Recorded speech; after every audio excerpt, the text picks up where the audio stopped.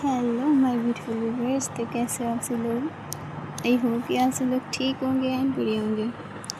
मैं आप लोगों की स्टोरी टेलर एंड मेरी स्टोरी का नेक्स्ट पार्ट मैंने सोचा है दूँ भी या ना दूँ, क्योंकि रिस्पॉन्स तो आप लोगों का बिल्कुल भी नहीं अच्छा आ रहा। डीमोटिवेट ही करते हो मुझे बस। तो यार अगर स्टोरी देख रहे हो तो ज़रा सी पसंद आती है तो उसको लाइक करो ना। अगला मोटिवेट होगा तभी तो आपके लिए स्टोरी लेके आएगा। एंड चैनल को सब्सक्राइब करना मत भूलना। पता ही है कि हाँ अभी चैनल न्यू है अभी, तो मोटिवेशन की और आपके सपोर्ट की तो बहुत ही ज़्यादा ज़रूरत है। एंड चलो बिना आप लोगों का टाइम वेस्ट किए हम चलते हैं हमारी स्टोरी की तरफ। उससे पहले जान लेते हैं हमारे प्रीवियस पार्ट रिव्यू के बारे में। तो जो हमारी तारा होती है वो और नैना ये दोनों अपने कुछ क्यूट से मोमेंट्स स्पेंड कर रहे थे। तभी थोड़ी देर बाद तारा उसे कहती है कि आज मॉम की तबीयत थोड़ी ख़राब है, तो अगर तुम जाकर चेक कर लो तो अच्छा होगा। नैना उसे थोड़े शॉकिंग वे में देखती है कि इसके बारे में तो मुझे कुछ पता ही नहीं है। तो तारा कहती है हाँ मुझे एक सर्वेंट ने बता दिया था, तो तुम जाकर देख लो। नैना जाती है, वो तारा की मॉम के पास कुछ देर तक बैठती है, उनसे बातें करती है, फिर वो वापस अपने रूम में आ जाती है। तारा ने नैना को अपनी गोद में उठाया और उसे अपने साथ लेकर बेड पर चली गई। तारा ने उसे अपने साथ ही वहीं बेड पर लिटा लिया था और कहती है हमारा हर लम्हा चुरा लिया आपने, आँखों को एक चाँद दिखा दिया। आपने हमें ज़िंदगी तो दे दी, किसी ने प्यार नहीं दिया इतना, और ना ही जीना सिखाया, लेकिन आपके साथ रहकर हम जीना सीख गए। आपने हमें जीना सिखा दिया है नैना। तारा ये सारी चीज़ें नैना की तरफ देखकर कह रही थी। दोनों सो जाते हैं ऐसी बातें करते हुए। मॉर्निंग का टाइम होता है। आज तारा से पहले नैना उठ गई थी। वो तारा की तरफ देखने लगी जो उसे टाइट पकड़कर सो रही थी। नैना बहुत प्यार से तारा की तरफ देख रही थी क्योंकि तारा उसे बहुत ही ज़्यादा प्यारी लग रही थी। नैना थोड़ी देर तक तारा को ऐसे ही देखती रही, फिर खुद तारा से छुड़ाने की कोशिश करने लगी। इन सब में तारा की भी नींद अब खुल ही गई थी। वो नैना से बोली क्या कर रही हो, सो जाओ। नैना बोली नहीं मुझे उठना है। तारा बोली रोज़ तो तुम लेट उठती हो, और आज जब मेरा मन है सोने का तो तुम जल्दी उठना चाहती हो। ये बोलकर तारा फिर से सो गई। नैना बोली हाँ आज उठना है मुझे और आपको सोना है, तो सो जाओ।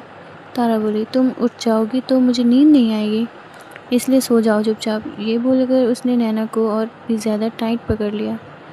नैना कहती है हद होती है यार, बस सोना खुद को है और तकिया मुझे बना रखा है। नैना खुद से बड़बड़ाते हुए चुपचाप वैसे ही लेट गई। लेकिन नैना को नींद नहीं आ रही थी। करीब 1 घंटे तक तारा सोती रही। थोड़ी देर बाद वो उठ गई और नैना को देखने लगी जो अपना फ़ोन चला रही थी। तारा नैना के हाथ से फ़ोन लेकर बोली सुबह सुबह उठते ही इंसान को एक्सरसाइज या फिर योगा करना चाहिए, और तुम हो कि जो फ़ोन यूज़ कर रही हो। क्या हुआ, तुम्हारा जिम जाने का भूत उतर गया क्या। नैना अपना मुंह बनाकर बोली अच्छा मैं एक्सरसाइज और योग करती, लेकिन कैसे, इतनी ज़ोर से जो आपने मुझे पकड़ रखा था। मुझे ना तो छोड़ रही थी और ना ही हिलने दे रही थी, फिर कैसे और क्या करती मैं।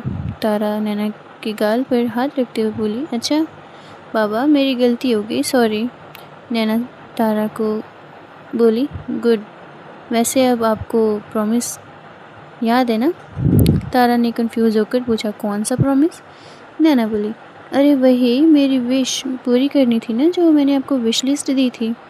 तारा बोली वो मैं अपने हिसाब से करूँगी, तुम्हें मुझे हर बार याद दिलाने की कोई ज़रूरत नहीं है।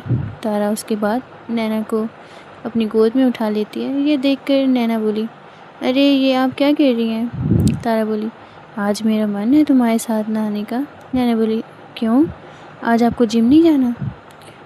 और मैं देख रही हूँ कि आजकल आपको बहुत रोमांस सूझ रहा है। तारा तभी नैना को शरारत वाली नज़रों से देखकर उसे नीचे खड़ा करके बोली क्यों, तुम्हें तो मैं अनरोमांटिक दिखती थी ना, फिर मैं जब रोमांस करने लगी हूँ तो तुम्हें प्रॉब्लम है।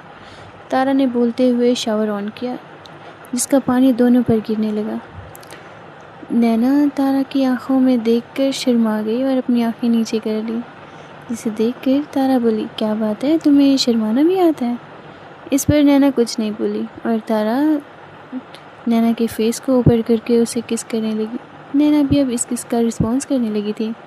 कुछ देर तक दोनों अलग हुए। नैना तारा के गले से लगकर बोली, आई लव यू। ये सुनकर तारा स्माइल करने लगी और बोली, आई लव यू टू।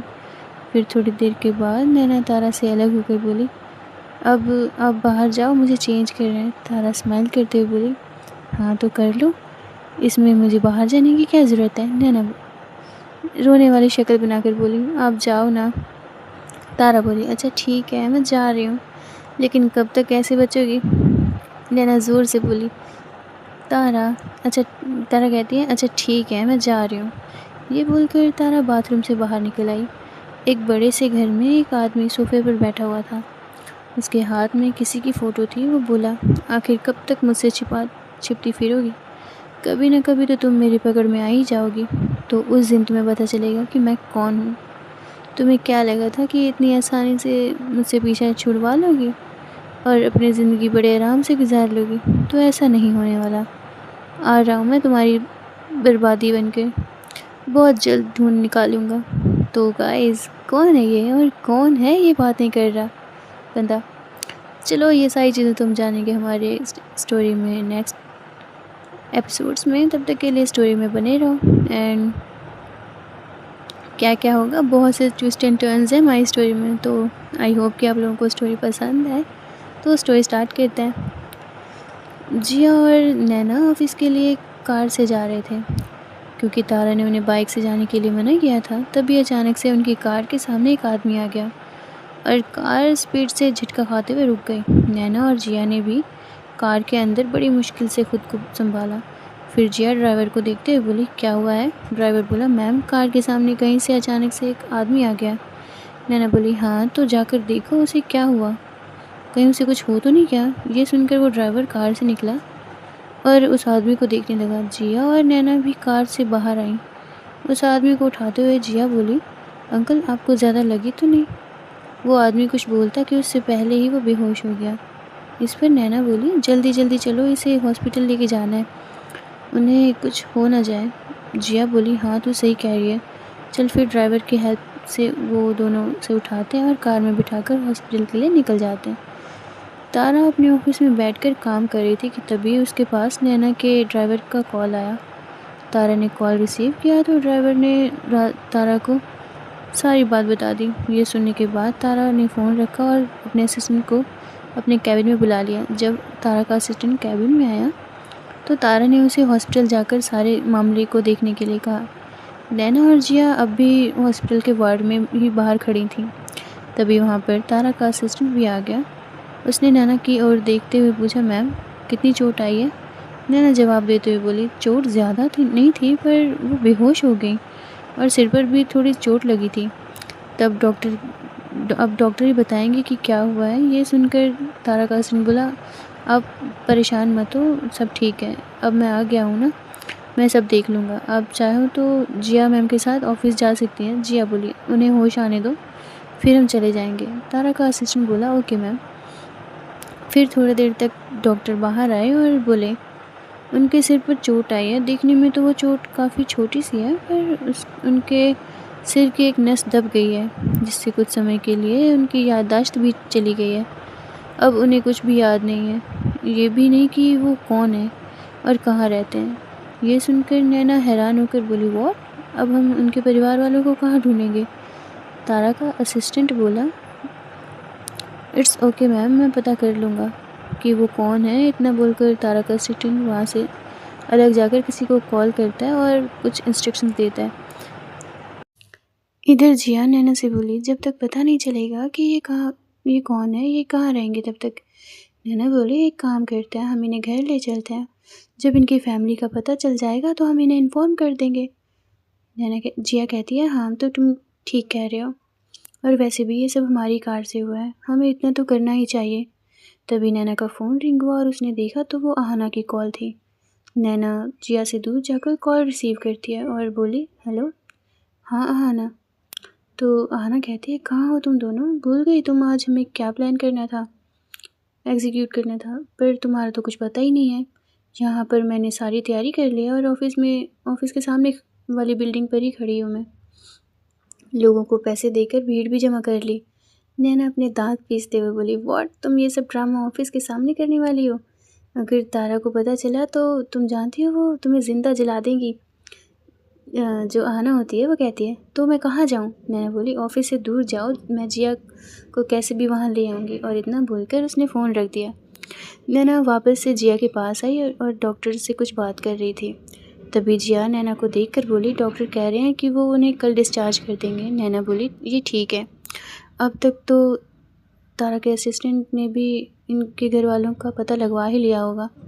जिया बोली, हाँ तुमने सही कहा। नैना बोली, अच्छा ठीक है, अब हमें यहाँ से जाना चाहिए, तारा ये सब देख लेंगी, हम ऑफिस चलते हैं। और दोनों ऑफिस के लिए निकल गई। इधर घर में जो तारा की मोम होती हैं वो अपने रूम में टहली जा रही थी, क्योंकि आज उनका किसी भी चीज़ में मन नहीं लग रहा था। वो खुद से बोली, ऐसा क्यों लग रहा है कि जैसे बहुत कुछ गलत होने वाला है। ऐसा लग रहा है जैसे मेरे बच्चे मुझसे दूर हो जाएंगे। तारा की मोम ये बोलते हुए रुक गई और फिर बोली, नहीं, मैं ऐसा कभी नहीं होने दूंगी, ऐसा कभी नहीं होगा। तभी वो तारा के डैड उनके रूम में आते हैं और कहते हैं, नहीं, मैं कभी ऐसा नहीं होने दूंगा। उन्होंने पहले भी मुझे बचाया था और अब भी बचा लेंगे।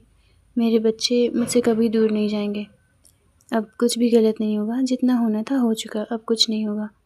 तारा की मॉम खुद में बोल रही थी कि तभी दादाजी रूम में आते हुए बोले, बेटा तुम ज़्यादा सोच रही हो, क्यों तुम अपने पुराने डर को फिर से खुद पर हावी होने दे रही हो।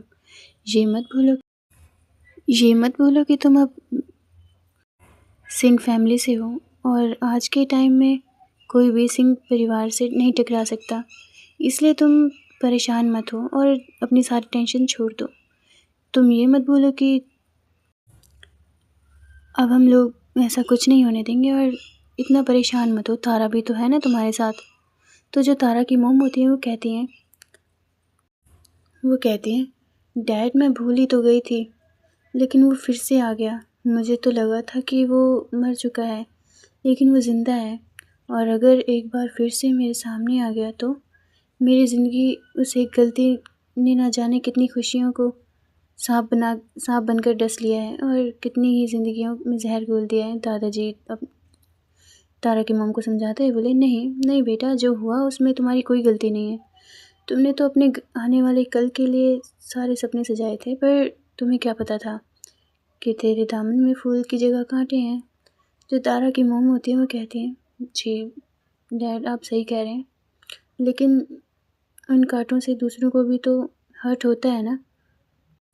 तो जो तारा के डैड होते हैं वो कहते हैं, कोई बात नहीं, बीती हुई बातों को अब याद करने से कोई फ़ायदा नहीं है, अब आगे की सोचो। ऐसे कैसे काम चलेगा, तुम्हें भूलना पड़ेगा ये सब कुछ।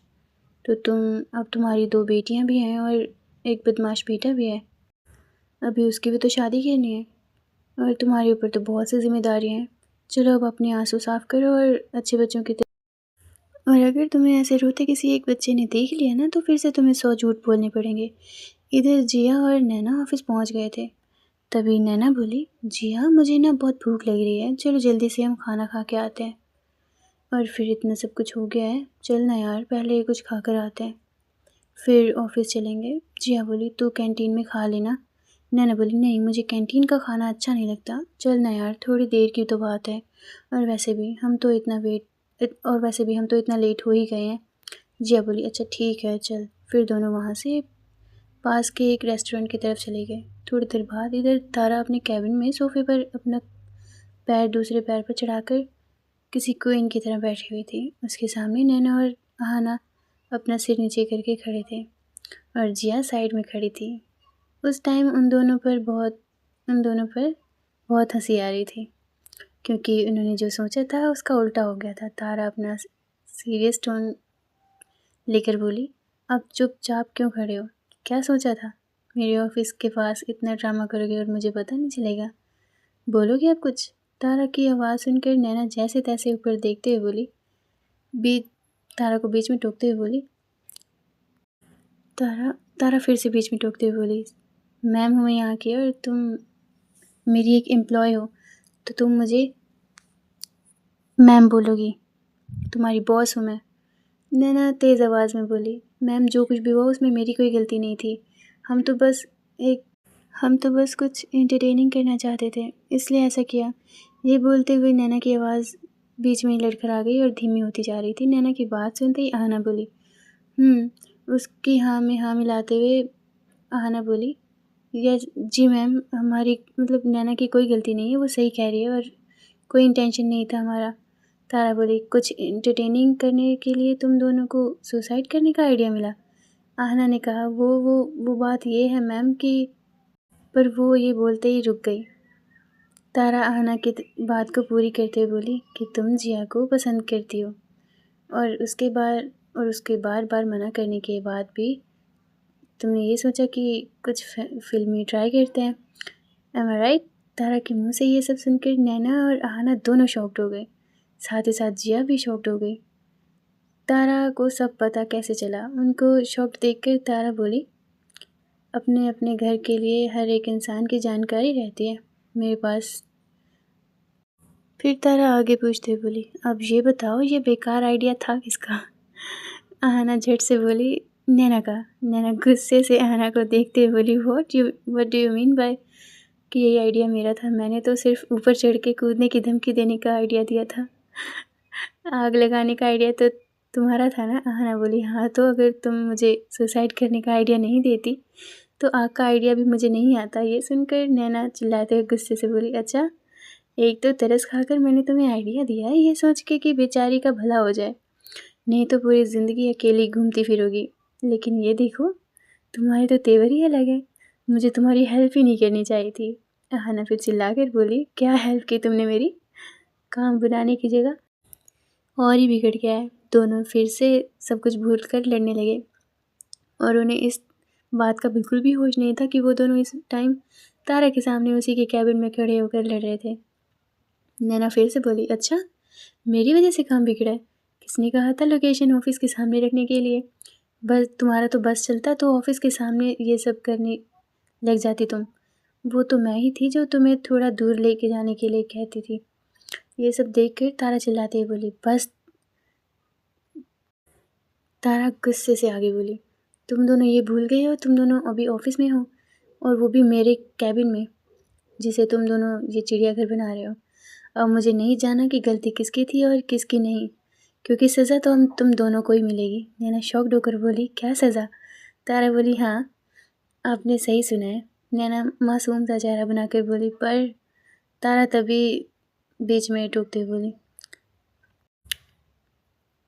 नैना तारा की बात को काटने की कोशिश करी तो कहती है, प्लीज़ मुझे छोड़ दो, आगे से ऐसा कुछ नहीं होगा, आई प्रॉमिस। तारा नैना की बातों को इग्नोर करते बोली, आज से तुम दोनों 1 वीक तक 2 घंटे ओवर टाइम करोगे, और वैसे भी मैंने तुम दोनों की रिपोर्ट देखी है, ऐसा लगता है जैसे सीखने नहीं बल्कि बिगाड़ने आए हो तुम दोनों। तारा आगे बोली, अब जाओ और काम स्टार्ट करो। इतना बोलकर उसने दोनों को ऑफिस से बाहर कर दिया। इस टाइम ऑफिस में तारा के साथ सिर्फ जिया थी। फिर वो जैसे ही जाने को हुई तो तारा ने उसे रोकते हुए कहा, बाहर नैना और आहना एक दूसरे को गुस्से से देख रहे थे। नैना बोली, एक काम भी ढंग से नहीं होता तुमसे। मैं जिया को वहाँ ले आई थी, लेकिन तुम्हें तो देखो, तुम्हें अपने फैंस की ही पड़ी हुई थी। किसने कहा था सोशल मीडिया पर लाइव आने को? आहना बोली, मुझे ऐसा लगा कि ऐसा करने से जिया पर प्रेशर आएगा। नैना फिर चिढ़ते हुए बोली, प्रेशर तो आ ही गया, लेकिन जिया पर नहीं, हम दोनों पर। तुम्हें क्या लगता है लाइव आ जाओगे तो तारा को पता नहीं चलेगा कि उनके ऑफिस के आसपास क्या हो रहा है? फ्लैशबैक दिखाया जाता है कि नैना और जिया को पास के एक रेस्टोरेंट की तरफ ले जा रही थी कि तभी उन्हें एक जगह से बहुत से लोगों के चिल्लाने की आवाज़ आई। जब जिया ने उस तरफ देखा तो शॉक्ड रह गई, क्योंकि ऊपर बिल्डिंग पर आहना खड़ी थी और उसके हाथ में एक माइक था। वहीं सामने कुछ लड़कियां भी खड़ी थीं और उसे थोड़ा सा आगे एक सेल्फी स्टैंड था जिसमें उसका फ़ोन रखा हुआ था।